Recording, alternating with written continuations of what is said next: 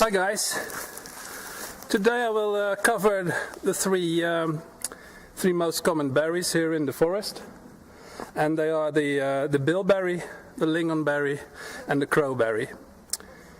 But we are starting off with the bilberry.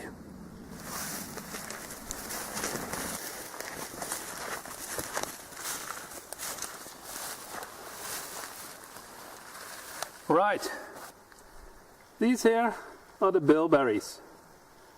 Just beside them here are the lingonberries. Right now it's getting a bit harder to find a good patch of bilberries.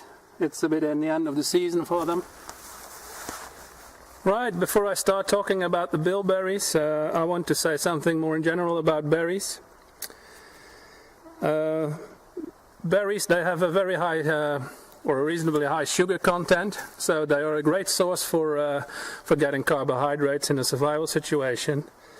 But you have to be aware of the fact that the sugar content is very high in a dry weight situation. Obviously all berries have a lot of water, and that comes down to the fact that if you want to have your daily dose of carbohydrates, you have to eat about 7 liters of berries. Eating 7 liters of berries is not a good idea.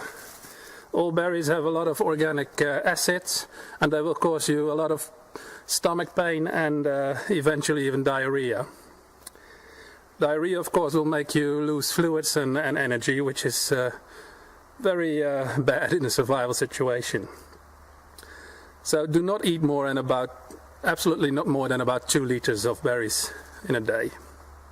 I would take a bit less actually.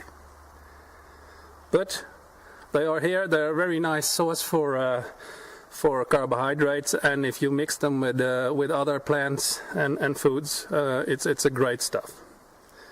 They're also very nice, they're very good to eat, especially the bilberries. When you're walking around and you see a nice patch and you take a hand of it, great stuff. So, I will show you in more detail the bilberry. The Latin names I will caption for you.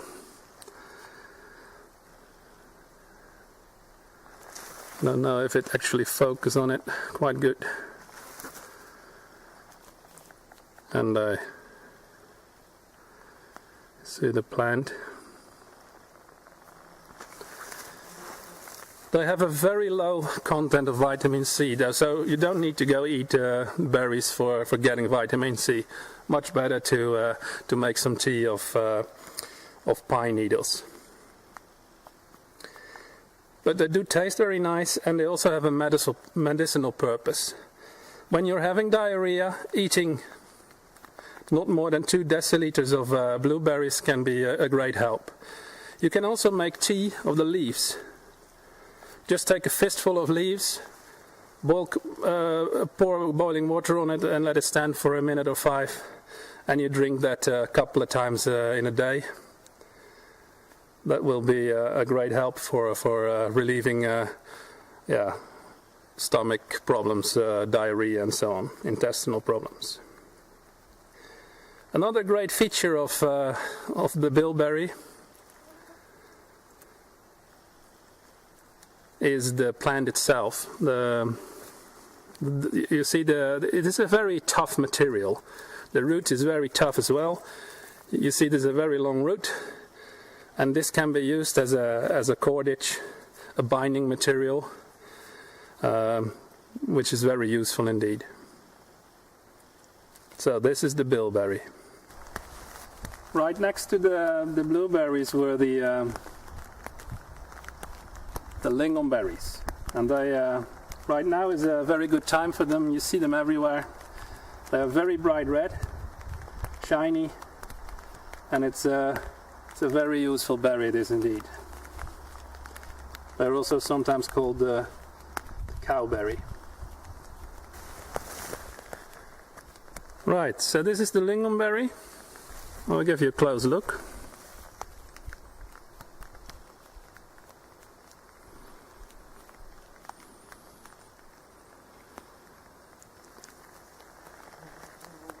Of all the berries, this one has the highest sugar content. Strange enough, because the taste of this is much more bitter and sour, but it has It has quite a lot more sugar in them than the bilberry and the crowberry, which I'll show you later. They are very nice to eat, very good for the thirst, because they are quite sour and bitter, and you can best make jelly out of them, cook them with a little sugar, and that's a really nice thing with even eating wild meat. The medical uses of the lingonberry are more in folk medicine, used for disinfectant antiseptics. Also, the same properties as bilberries. You can use the leaves to make tea. And actually, if you roast the leaves on a hot fire, so with a plate or something under it, the tea that you can make of the roasted leaves is very nice indeed, much nicer than when you use the green leaves. So a very useful source of carbohydrates this. Again, don't eat too much of it, but up to 1 liter a day, and you have a lot of, at least 1/7 of your daily use of carbohydrates. Same thing with the bilberries. Quite a tough little plant, so can be used as a cordage as well. Okay, right in this area it was a bit harder to find crowberries, but these plants here, they're from crowberries, and there are a few on them. You see the one there, and you see one here. So here are the crowberries.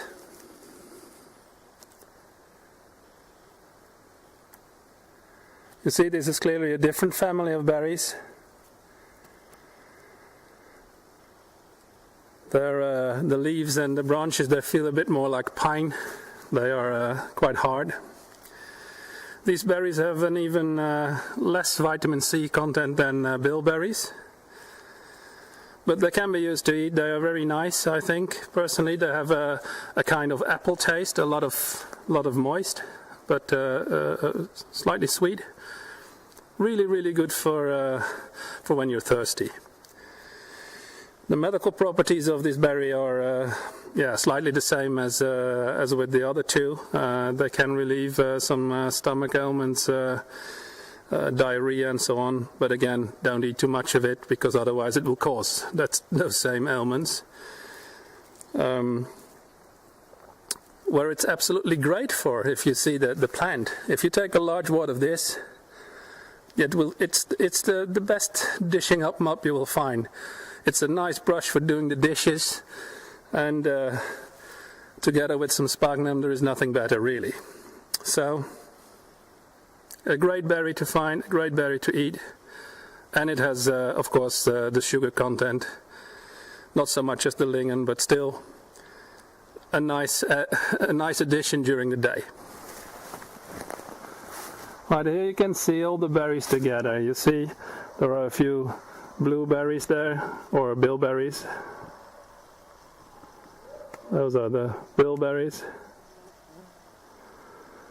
And then you have the lignon, and you already see the plants of the crowberry there as well.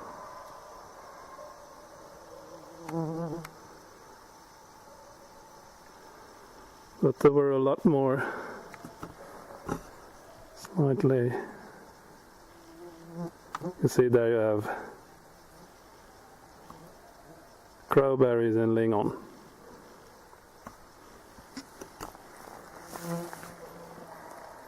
And quite often if you find them, you find a lot of them. Right, I had to go into a slightly denser forest here where it's really moist and dark to find these. This is the common polypody, and it has a really nice medicinal purpose. If you're constipated, try to dig out the root. You need a bigger specimen than this. I can't find a bigger specimen right now, but you dig out the root, you take about 5 centimeters of that and boil it, and you drink the tea from that. And that helps for being constipated. Another very useful use for polypody is when you have to eat food in a survival situation that's just too bitter, like when you have to eat a lot of lichen, for instance. We talked about lichen earlier. If you mix in some root of the polypody, you will make it sweeter, and it will enable you to eat more of it, and that is really important in a survival context. So a very useful plant indeed, the common polypody. Right, here you see common heather. The flowers are pretty dried now and lost their color a bit, but that doesn't matter at all for the purpose I have with them. That is some nice old man's beard. Here is the common heather.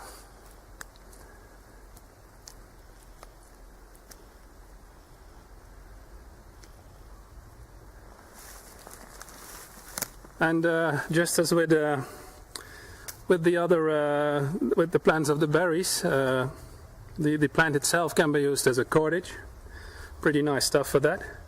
But more importantly, the flowers, if you remove the flowers,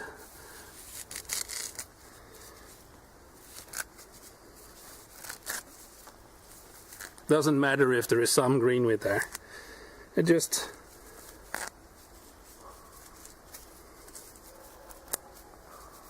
and you collect like a handful of it. You need a bit more than this. Let's say like a handful of the flowers. You can make an excellent tea of that. And this tea will make you calm. If you're troubled by your situation, say you're in a survival situation, the tea from this will relieve anxiety. It will make you sleep better. It's a really nice plant. This. Very useful to getting calm and get a good night rest. Otherwise, it's also quite nice to drink. It's not dangerous or anything. You can drink this on a daily basis, but specifically if you feel like troubled or having problems sleeping, great stuff. So I hope you like the berries. I hope you like the common heather and polypody uses, and see you in the next film, guys.